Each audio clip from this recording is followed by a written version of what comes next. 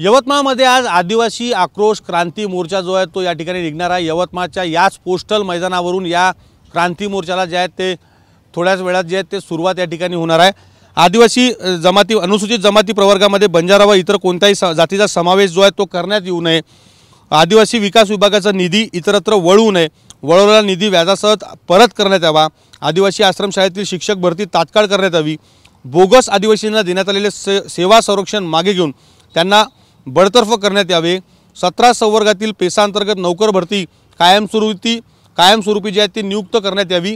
यासह विविध मागण्या घेत जो आहे तो आज आदिवासी समाजाचा पिवळं वादळ जे आहे ते आज यवतमाळमध्ये धडकणार आहे।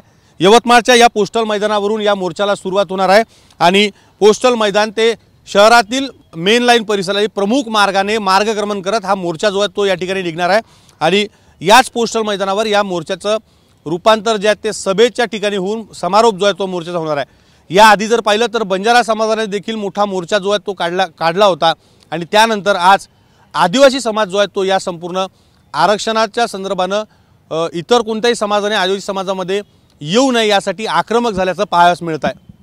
कॅमेरामन अनिकेत दहातोंडेसह विवेक गावंडे, TV9 मराठी, यवतमाळ।